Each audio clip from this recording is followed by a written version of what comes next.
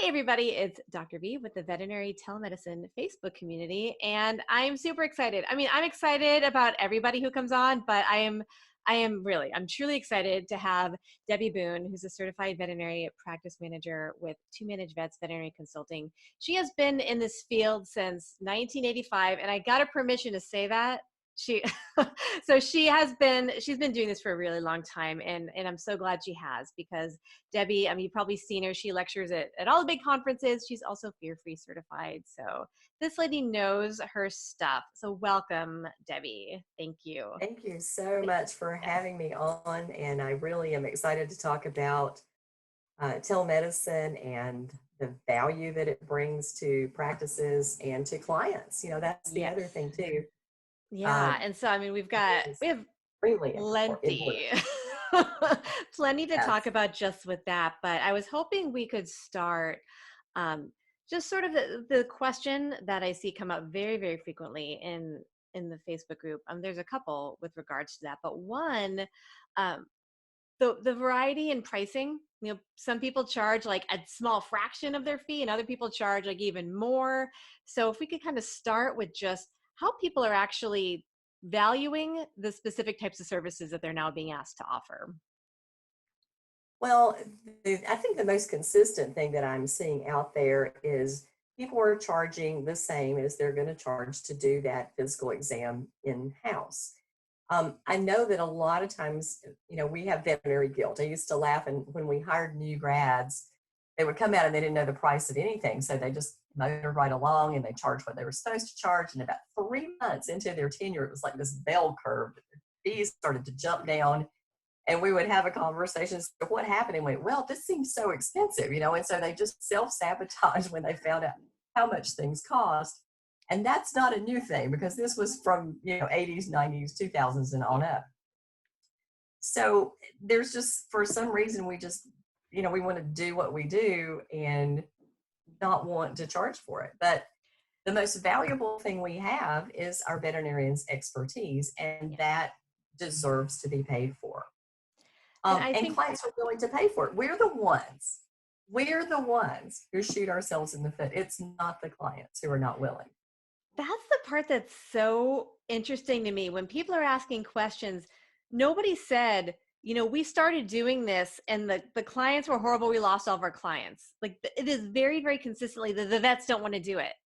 And Yes. I don't know if it's like that guilt or this idea that the people just aren't going to go for it. But and you can tell me, because you've spoken with quite a lot of practices, the pushback is not coming from the clients.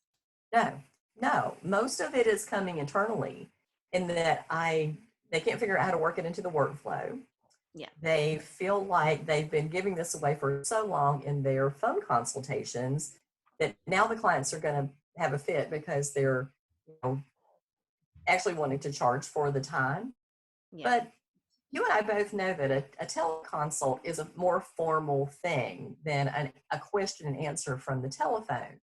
Right. And the clients know that too, because they've had their own personal experience calling the doctor's office, talking to the nurse, getting a little triage and told what to do, rather than that face-to-face talk that they have with a PA or a doctor who's actually going to diagnose their problem and then prescribe something to help. I mean, from my own personal experience, this past 6 months, my husband's used telemedicine for himself 3 different times, Yeah. for different minor things. And so the human community it's a norm.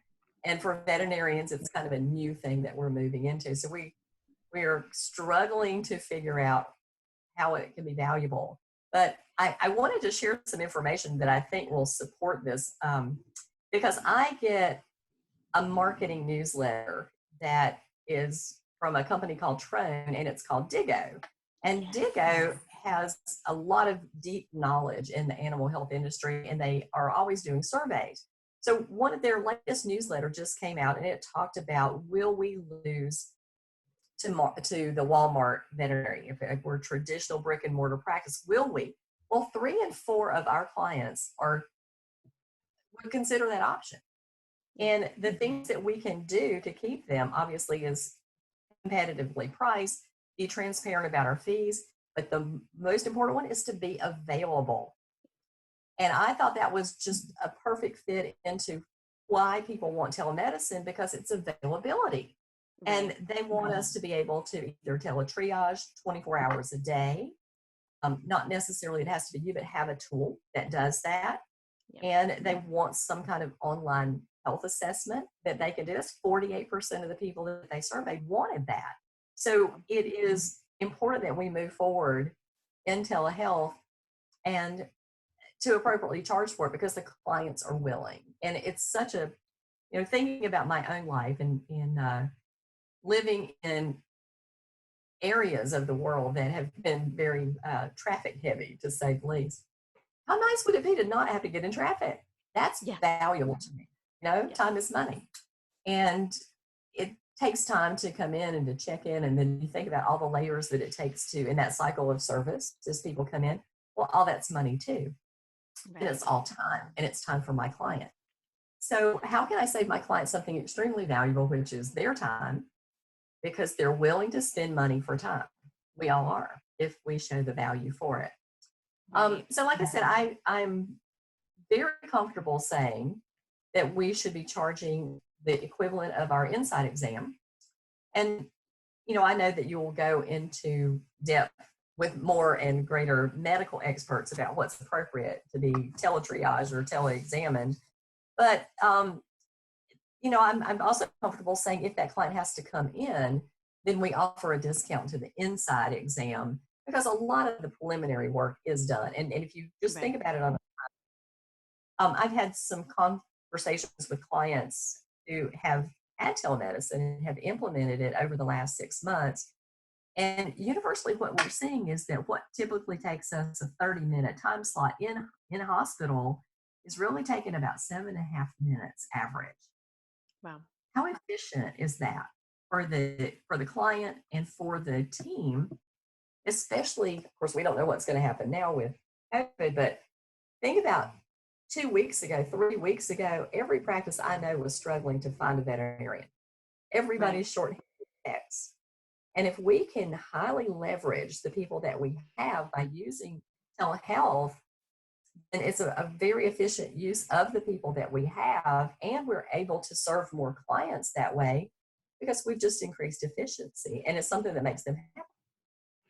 Have you seen a lot of clinics taking advantage of teleconsulting as a way to sort of retain some of that revenue in the clinic versus sending them out? Are you talking about with specialist teleconsulting, Yes. or are you talking about, yes? Yeah, with specialists. I have seen that. I have seen that. And there are actually some telehealth apps that allow that to happen within the application itself and in the platform, which I think is great. Yeah. I know that a lot of times, well, if you just think about working in clinics, we'll pick up the phone, take our time to call that specialist that works for IDEX or Antec, and we do a teleconsult. And the client may or may not even be charged for that. But I think there's a way to loop everybody in and use that telehealth platform to be able to utilize it that way too. And clients appreciate that. Yeah. Oh yeah. Having to move the dog from place to place to place, or the cat, or whomever. You had mentioned something earlier that I thought was also really interesting.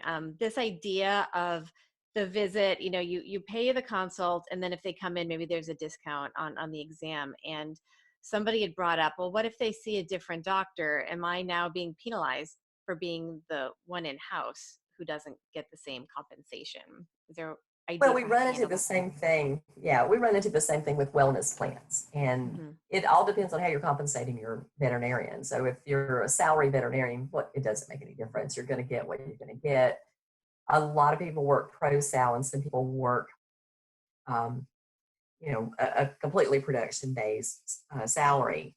But typically, I see a doctor assigned to the telehealth cases. They're going to run through a list of 3 exams in the time it would take them to do 1 inside.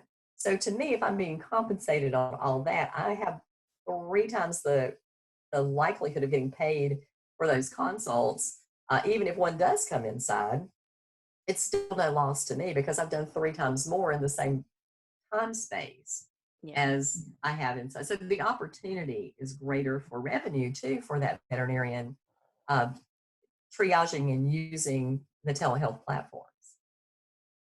Do you have thoughts on, you were talking earlier about the workflow, and it seems like for a lot of people, they just get so overwhelmed at just that they're like, I don't know, I don't want to deal with it. So, uh, do you have suggestions for either sort of a general template for how they should start, or at least think about that setup? Well, I think the first thing you're going to have to know the client, and we all know we have the long-winded, chatty clients. And a couple of things I really love about some of the platforms that I've had demoed is that there's a clock timer on them. And the Nice. clients realize that when they run out of time, they will have to pay more. So that's not going to happen in-house. So this sort of makes them push along. And when that 2-minute warning comes up at the bottom of their little screen, they're like, oh, I've got to get to my Nice. point, and I've got to move it on. Now, the veterinarian, of course, on their side is seeing a timer from the beginning. And so they're seeing the whole time, and they know how to move the patient along in the visit anyway. But I really love that aspect of it because we do get stuck with a chatty client. You know what? And if we do, and they're willing to pay for more of our time, that's okay too. But most of the hospitals I've seen set this up and they assign a veterinarian just like they would assign it to a room. And this is their appointment schedule for the day.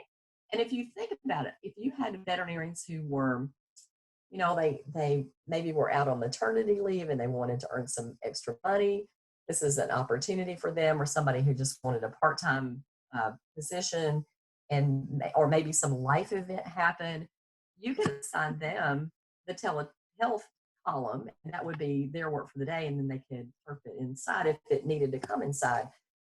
So utilizing your team in multiple different ways, I think, is also a good use of it. But at first, I wouldn't start out with 10-minute appointment times, although you're probably going to find out that's about all you need.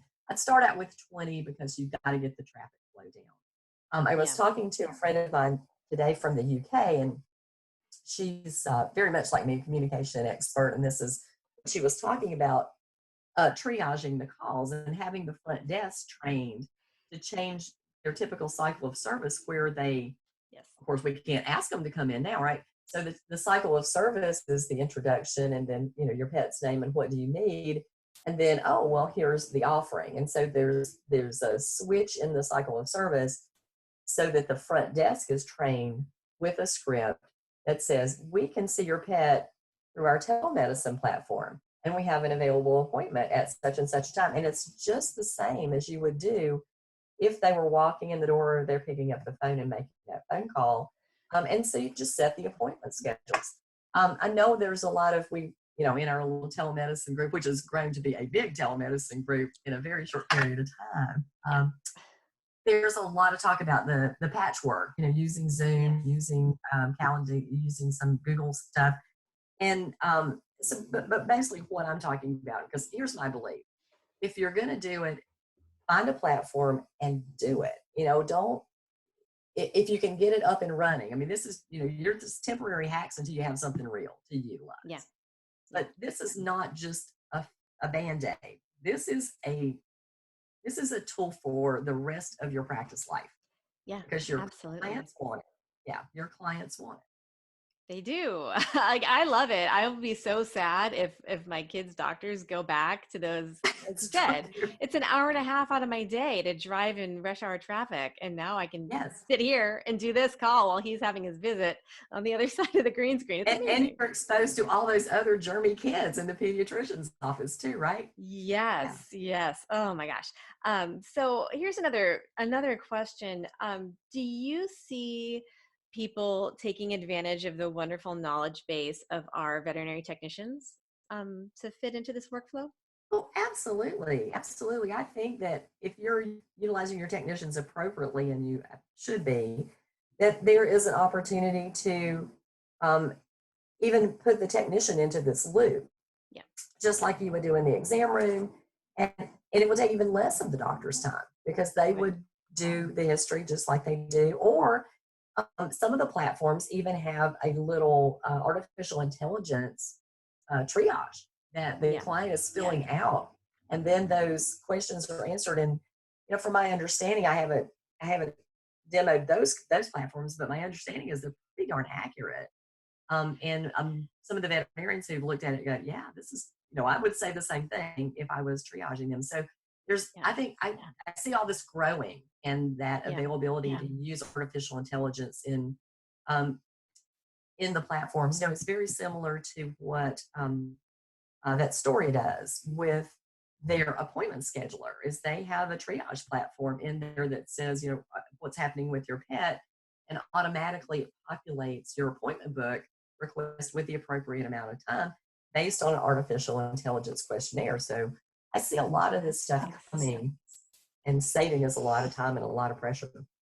Yeah, it seems like, a big part of this is sort of marketing, right? And education, not of the clients, but of the veterinarians, in Yes. understanding, valuing our time. But that triage is so key to me.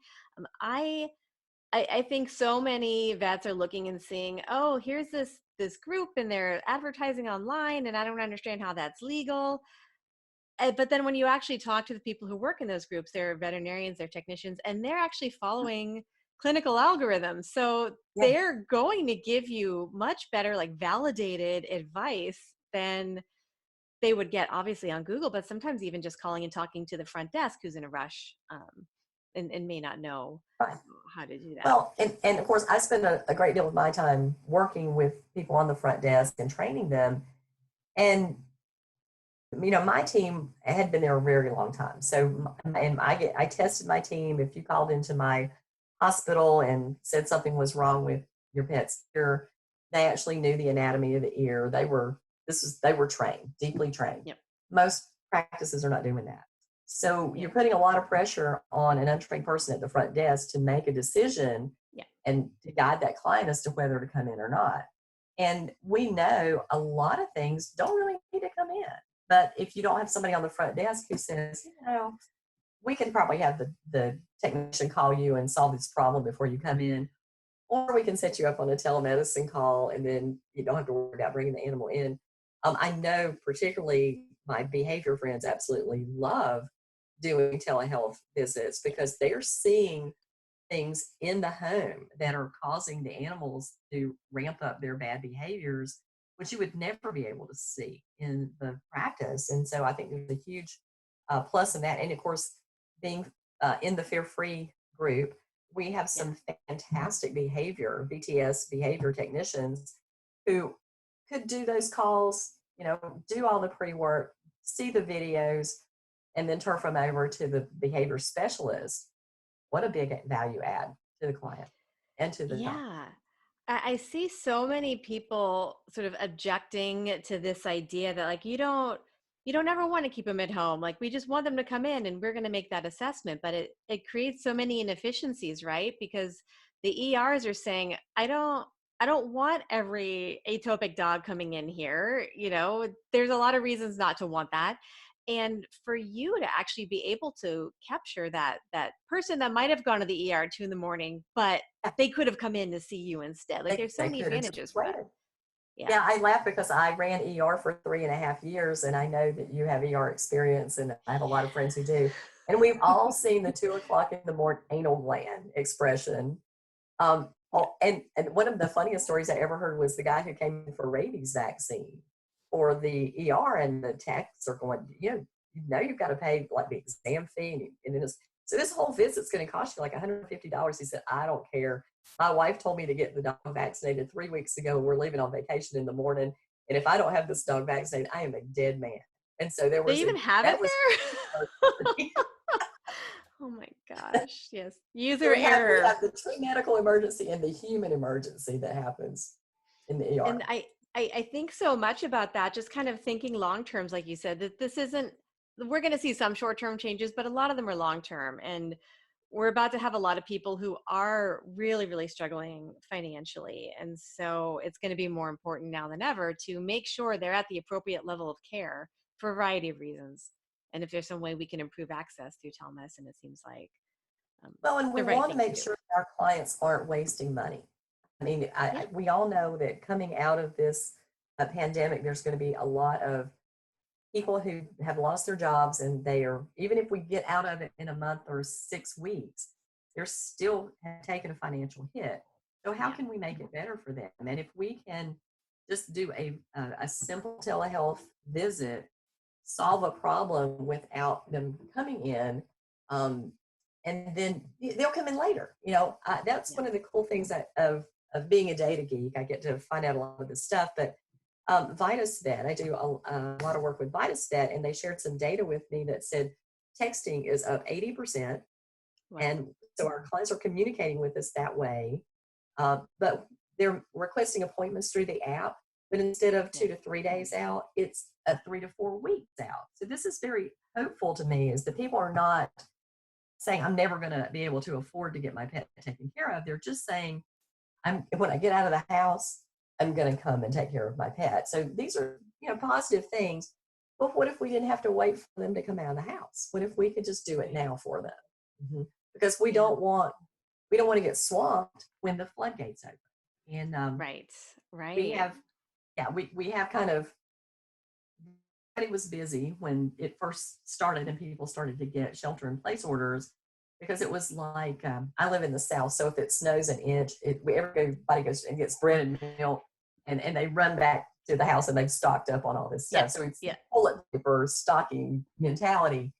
And that's sort of what happened, I think. But then I think as people kind of hunker down in their house and they have to stay a little bit longer, we're going to see, and we are seeing, a drop in revenue. And also as the restrictions get more and more prevalent to what is an essential service and what we are doing as essential service, and we're going to lose just a lot of those routine exams. And I can remember, ages ago when I first started in practice, my practice owner was concerned because we didn't take appointments at all. And he was afraid the animals would get well on their own before they would bring them to the vet. And sometimes they do. But still, having a telemedicine platform, that means that we still get to do something for the animal in its maybe not totally urgent case, but a case where it's not happy or comfortable, and we can solve that discomfort. And then if it is urgent or emergent, we have a solution for that too. And so, the last thing I want to ask you, because you just posted the most lovely video on LinkedIn, I think a few days ago. Um, there's so much despair out there right now, and with everybody, right? But your heart goes to the community of veterinarians and people that are they're just devastated by what's around them, and that's all you feel is that.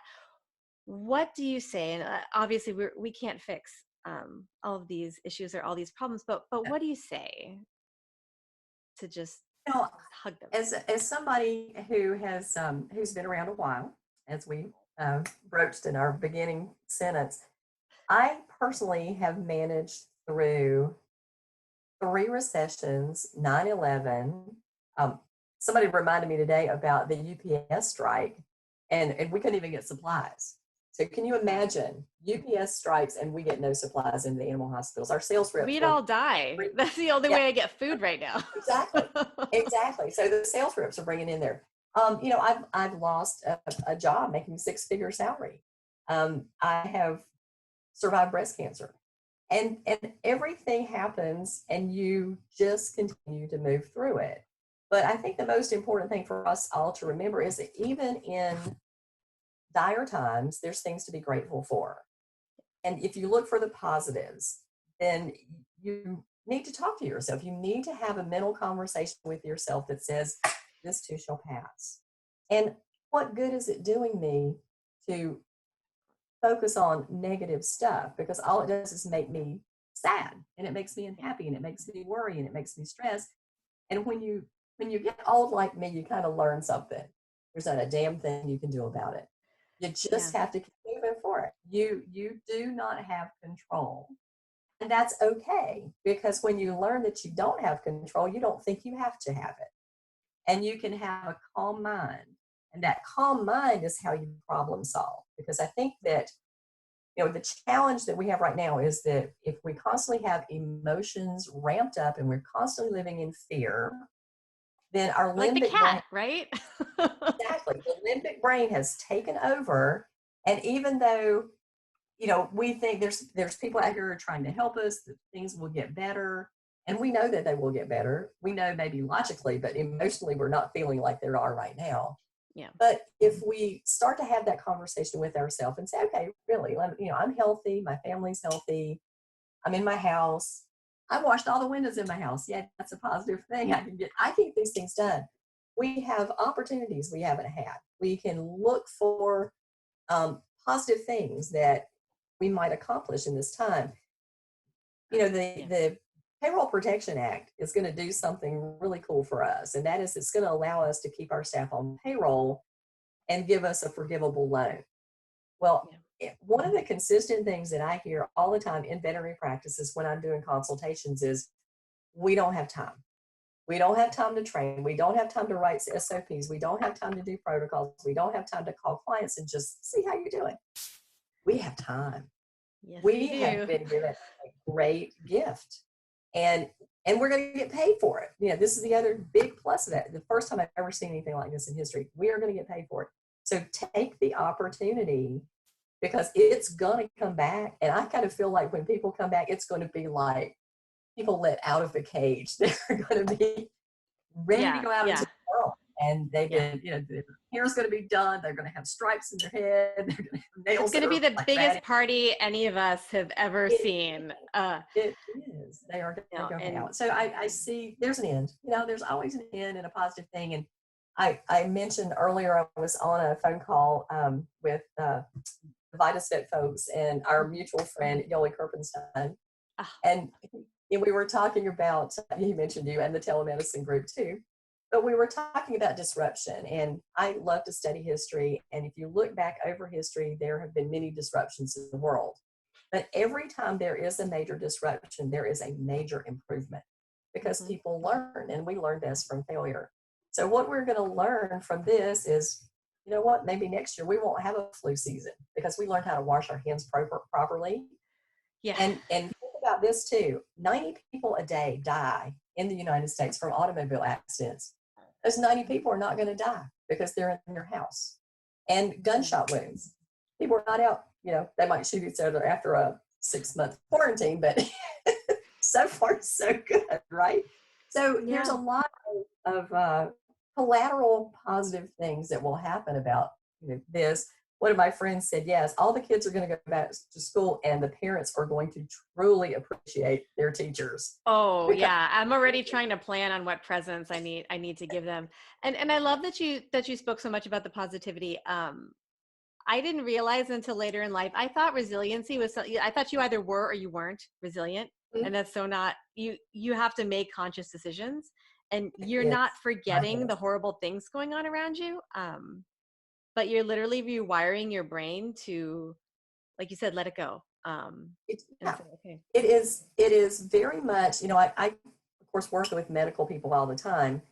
And whenever there's a conversation and the client seems to be negative or giving you, some grief or being difficult, we tend to emotionally react to that. Well, that tends to not be the smartest thing that we can do. So I said, the reviews will attest to. But everybody in this profession has been trained to diagnose. And when you are diagnosing things, you are taking a scientific step back and you are looking at pieces of a puzzle. And so whenever we're talking about looking at difficult conversations or problems that are happening in the world, rather than letting our fear take over, we step back, we take a breath, we look at the pieces of the puzzle, and we work the problem. Yay. Oh, that is the perfect note to end on. Diagnose your life. We got it. So if people want to find you and hear more of your incredible wisdom, where should they go? They can go to my Facebook page, Debbie Boone, Veterinary Management Consultant. They can find me on Twitter at Debbie Boone. They can find me on my website at to the number 2, managevets.com. But truthfully, if you just Google search Debbie Boone veterinarian, you're going to find me. Awesome. Oh, well, thank you so much. I really appreciate you taking the time to come and talk to us. And You're I welcome. I feel really enjoyed happy. it. Yes, I feel happy just Good. talking to you. So thank you. Oh, good. Good. That's what we want to happen. Yeah. Be positive. All right. Bye, Jen.